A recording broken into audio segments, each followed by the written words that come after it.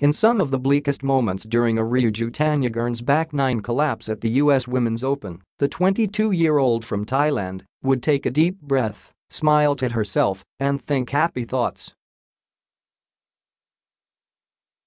The mind tricks weren't working, but she wasn't going to stop trying. Finally, after an excruciating few hours of golf, the positive vibes came true. Jutanugarn lost a 7-shot lead on the back nine before prevailing on the fourth hole of a playoff to win at Shoal Creek on Sunday, Monday, Manila time, for her second major championship. She made a nearly perfect bunker shot 2 within a foot of the cup on the tournament-clinching hole, beating South Korea's Hyo-Joo Kim, who shot a 5 under 67 in the final round to force the playoff. It was not an easy up and down for Jutanugarn, who said she didn't have a particularly good lie in the sand.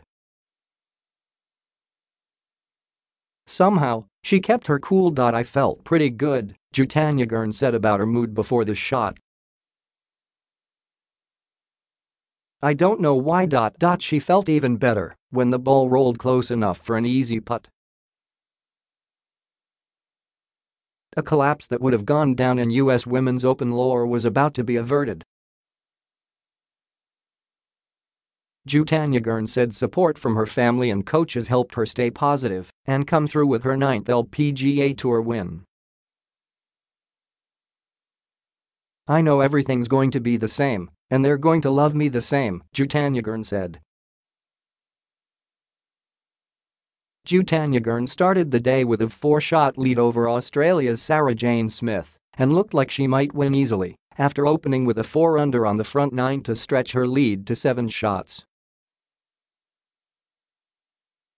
But a triple bogey on number 10 cut the lead to 4 and rocked her confidence, especially with her 3-wood. She still had a 2-shot lead with 2 holes remaining, but closed with back-to-back bogeys to fall into a playoff after shooting 73. Jutanugarn and Kim shot 11 under 277 in regulation. In the end, Jutanugarn's slow-motion collapse set up an emotional victory and her second major win.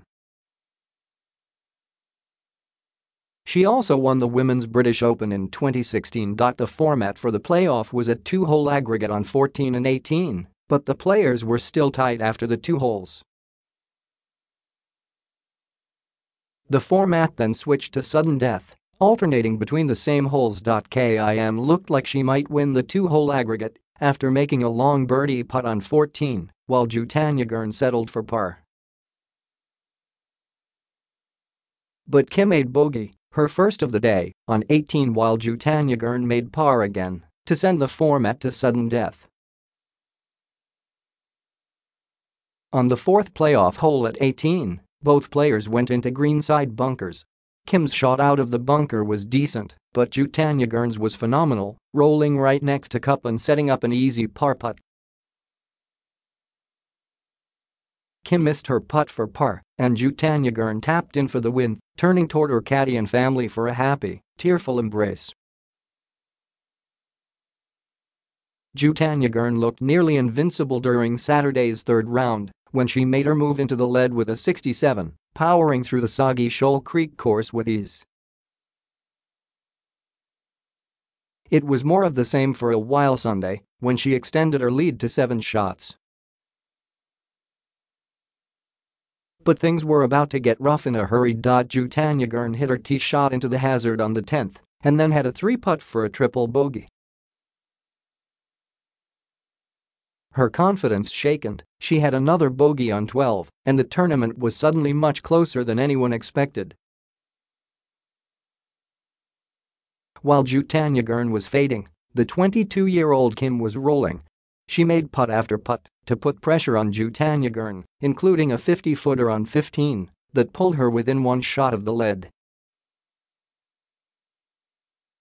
Like everyone else, she was shocked she was still in contention. Honestly, I didn't really worry too much about it because I just focused on how I was going to play, Kim said through a translator.